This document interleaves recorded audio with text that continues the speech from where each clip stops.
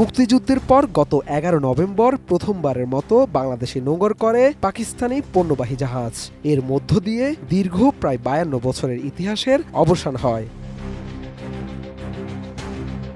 তবে পাকিস্তান থেকে বাংলাদেশে জাহাজ আসায় নানা মহলে রীতিমতো আলোচনার জন্ম দেয়। করাচি থেকে চট্টগ্রাম বন্দরে আসা ওই জাহাজে কি ছিল তা নিয়েও সরগরম ছিল সামাজিক যোগাযোগ মাধ্যম। ভারতীয় একাধিক গণমাধ্যমে ছড়াছড়ি ছিল নানা গুজব।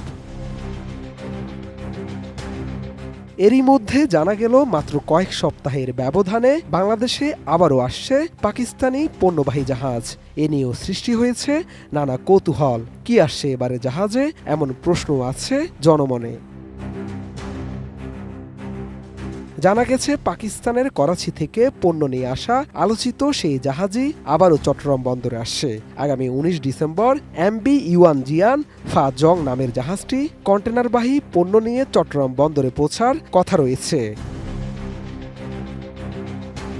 গণমাধ্যমকে এসব তথ্য জানিয়েছে নৌ বাণিজ্য দপ্তরের প্রিন্সিপাল অফিসার এবং registrar of Bangladesh ships captain Sabbir Mahmud. তিনি বলেন, করাচি দুবাইয়ের সঙ্গে বাংলাদেশের নতুন বাণিজ্যিক রুট অত্যন্ত আশাবঞ্চক। নতুন এই রুট বাংলাদেশের নৌ বাণিজ্যকে আরও এগিয়ে নেবে, সেই বিষয়টি মাথায় রেখে তারা কাজ করছেন।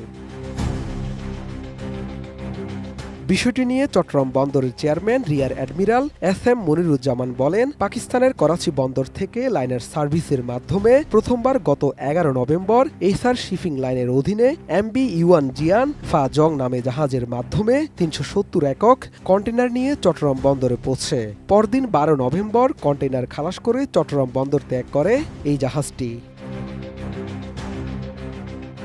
চট্টগ্রাম বন্দরের চেয়ারম্যান আরও বলেন, মূলত জাহাজটি দুবাইয়ের জেবল আলী বন্দর থেকে যাত্রা শুরু করে মধ্যবর্তী করাচি বন্দর হয়ে পণ্য নিয়ে চট্টগ্রাম বন্দরে আসবে। আর বাংলাদেশে নিযুক্ত পাকিস্তানের হাই কমিশনার সৈয়দ আহমেদ মারুফ এটিকে বাংলাদেশ পাকিস্তানের মধ্যে দ্বিপক্ষীয় বাণিজ্য ও ব্যবসায়িক সম্পর্ক জোরদারের পাশাপাশি এই অঞ্চলে আরও সমন্বিত বাণিজ্য নেটওয়ার্ক জোরদারের একটি বড় পদক্ষেপ বলেও অভিমত দেন। এর আগে গত ১১ নভেম্বর জাহাজটি বাংলাদেশে এসেছিল। কাস্টমসের দেয়া তালিকা অনুযায়ী করাচি বন্দর থেকে আসা জাহাজটিতে সবচেয়ে বেশি আনা হয়েছিল সোডিয়াম কার্বনেট। এছাড়া অন্যান্য আমদানি পণ্যের মধ্যে ছিল খনিজ পদার্থ, ডলোমাইট, চুনাপাথর, ম্যাগনেসিয়াম কার্বনেট, কাঁচ, পোশাক, আলু, গাড়ির যন্ত্রাংশ সহ বেশ কিছু পণ্য।